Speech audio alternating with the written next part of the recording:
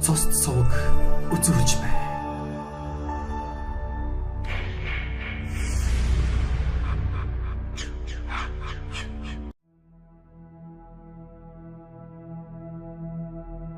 Яахаас ч буцахгүй ирчүүдийн нэгэн том жишээ бол бүдүүн хочид нар мандах байлаа.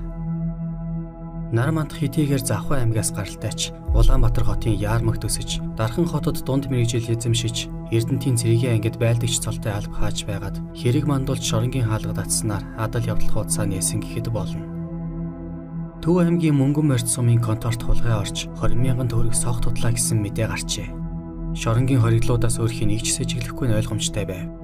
Хорхийн албан хаагчид нэг ч ялтан үлдээлгүй дашраар нь талбайд суулгаж байгаад мөрдөгчний хоогоор мөрдүүлсэн боловч үрдэнд хүрсэнгүй. Албан хаагчид арга ядаад ялтан бүхэнд хандаж та нарын дотор 20,000 төгрөг хулгайлсан ялтан сууж байгаа. Сайн дураараа үйлсэн хэрэгээ хүлээгээд яг одоо гараад ирвэл ял нэмж мууг үзэхгүй. Тэр хулгайч бидний гараас хаашааж гарахгүй баригдана. Энэ хэргийг нуусан хямбгаач байсан баригдвал насаар чинь шоронд хатаан шүү гэж эрх мэдлээрээ далайлгаад ч нэмэр болсонгүй. Цагдаагийн хилцийн нэгэн ажилтны мэрэгэн санаас идэж та нарын дотор 20,000 төгрөг хулгайлж гартаа оруулсан ялтанг харсан хүн сууж л байгаа. Тэр хүн одоо босч ирээд хулгайчийг илчлэх юм бол хэдэн жилийн хорих ял үлдэж байгаа нь хамаагүй. Шууд газар дээр нь шоронгоос суллаж эрх чөлөөт амьдралд гаргана. Тэр азтай хүн босоод ир гэж хэлжээ.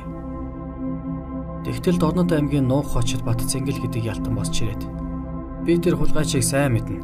Энэ нар манд хулгайлж авчираад үйлдвэрийн хашаанд хөрөө раамын үртэс дотор нуусан. Би одоохон заагаад өгье. Харин та нар хэлсэн үгэндээ хүрч намайг шоронгоос сулна шүү гэжээ.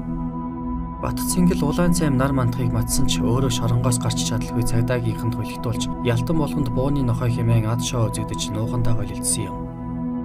20,000 төгрөгийн ялан дунсан нар мандах чанга тэглэмтэй хорих ангид 10 жилийн ял эдлэхээр Майнтын шоронд очсноор халахын шоронд цуутай нэгэн овгортой болсон билээ. Өдөр болгон төмөр өргөн биеэ чирэгжүүлж заавал гаруул хөлбөмбөг тоглох хоббитэй нар мандахыг Майнтын хорихын дарганаар холгоруудын хандыг даруулж байхаар хэв журам сахиулагч гэсэн сүртэй нэр хаягтай заалтан дээр өргөмжлөн тавьснаар өөрсдөө ч хууль дүрмийн дагуу тогтоож чадхаа болсон юм. Бүхнийг нударгаар шийддэг зантай нар мандах хорихын хашаанд өдөр болгон согтуу байх нь бичигдээгүй хууль байлаа. Нар мандах үе үе том биетэй атман болохыг мөрөөдсөн хэн нэгнийг зохин унгааж би ийм л ирэх хүндэ гэж олон нийтэд тунхаглана. Хорхийн албан хаагчид цалингаа бухаар бүдүүн нар мандахад алба юм шиг л шил архины мөнгө хураалгадаг байж. Нар мандах Майнтын хорхийн хайрыг даалгүй даварч онцгой шоронд очиж бас л бусдаас илүү их дарах хэдлэн тодорч явсаар ялаад усгаад наранд гарсан ч савл хийвэл хүн зохих хоббитой болохоор нэгэн цагдааг шаардлага тавихаар нисэргүүцэж мөргөж нам унгаан цустай болсон учраас 2 жилийн ял хэлэхээр дахин шорондоо орсон юм. Эргэж ирээд халахын шоронд хаан шиг дураараа байдаг хүн яах вэ дээ?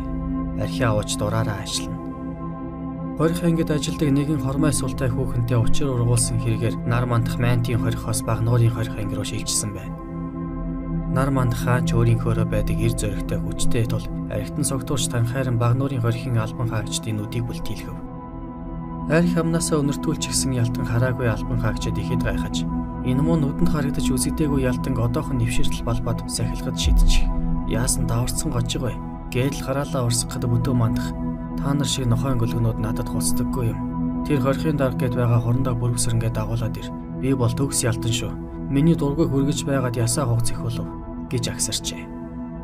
Ингиж томорсны гайгаар хорондоо бүрвсрэнгийн хорхойтой хараанд зуугдаж хойлоонд орсон юм. Бүрвсрэн хорондоо устай хувийн дотор сойж хүндэрсэн бороохойгоор нар мандахыг хянагчуудаар ээжлүүлэн бороохой дуулсан боловч ёо гэж хэлүүлж чадаагүй юм. Бороохой сойсон устай хувийн улаанаараа эргэлдэж байсныг олон ялтан хараад гайхаж байсан гэдэг. Хорондоо бүрвсрэн бүдүү нар мандахын хандыг хагдарч чадаагүйгээ мэдээд идлээгүй үлдэж байсан 2 сарын ялыг нь онцгой тэглэнтэй хорих ангид идлүүлэхээр шилжүүлсэн байна. Монголын шорон нар мандахыг номонд нь оруулж дийлэхгүй гэдгээ хүлээн зөвшөөрчихсөн юм чинь авдрантын шоронд очиод л архитайгаа залгана. Нар мандахад эр хүний хинэггүй хинтээж нөхөрлөдөг хэлсэн үгэндээ эзэн болдог сайхан чанарууд олон байсан ч шоронгоос гарах үеийн дөхөөд ирэхээр тэр зан чанар нь алга болж байлаа. Өмнө говь аймгаас ирсэн сургуультай нохойгоор хүнийг 108 удаа уруулж танхаарсан хэрэгээр шоронд ороод дахин хүн хутгалж ял нэмүүлсэн нохой хочид авч явах гихч итгээдэд нар мандах үг хаян. Чи эргэлтээ авчихсан байж яагаад надад архины мөнгө өгдөггүй билээ? Би гадуур гарч архитаж байгаад орой ирнэ. Чи надад маргааш өглөө шар тайлах архины мөнгө бэлтжихэд байж байгаарай мөн охин гөлөг минь. Ямар нэг худал шалтыг тоочих юм бол цустай чинь хутгаад хинж биш болгон шүү гэжээ. Нар мандах гадуур гарч аригтаж яваад байрандаа орж ирлээ гэх сургаар нохойр авчих хизээ нэгэн цагт хэн нэг хутгална гэж сожиж байсан хутгаа нуусан газраасаа гаргаж иржээ. Тэрбээр надаас нар мандах архины мөнгө шаналгахаар манай өрөөнд заавал орж ирнэ. Би амин газар нь л онож хутгалахгүй бол өөрөө алуулна гэж бодоод гараасаа хутгаа алдахгүй тулд сураар сайн гихч уйчхаад хүлээжээ. Нар мандах гуйвч дайвсаар нохойр авчихыг сураглан өрөөнд нь ороод ирэв. Хүнжил нөмрөө дунтаж байгаа дүр хэсгэн хөвдөж байсан равчхыг харсан нар мандах. Чи битгий нохой санаалаад худлаа унтаад байгаарай. Одоо боссон чин дээр байх шүү гөлгөө гэж агсраад хүнжлийг нь хуу татлаа. Равчих энэ л мөчийг хүлээж байсан болохоор өсрөн босч ирээд нар мандахын зүрхэн тус газар нь хутгаараад үрхэн тэр. Нар мандах согтууч гэсэн ихэд сандран түүнийг заамнаас нь өргөд хаалгаар гарах тэрхэн хооронд л гэхэд равчих түүний нүд рүү нь хутгаараа 9 удаа дүрсэн байна. Нар мандах инхүү 1999 онд авдрантын онцгой дэглэмтэй шоронд наарн дээрээ нэн шазрун нохой хочод равчихын гарт амнасаа алдсан билээ. Усчин хүн усандаа өгдөг гэдэг шиг шоронгийн овгорууд наарн дээрээ таалал төгсдөг нь харын хүчтэйг сануулаад л байх шиг. 50 оны үед Монголын шоронд хаан химэн яахын аргагүй тодорч явсан доогийн ногоон Чойжо 1986 оны хавар зүүн хараагийн шоронд нас барахтаа би залуу явхдаа өөрийгөө төмөрнөөс л гарсан юм шиг санаж их л давлуун байж дээ. Гэтэл одоо наарнаас өөр нөхөргүй болцоход өглөө хүлээгээд хэвтэж байна.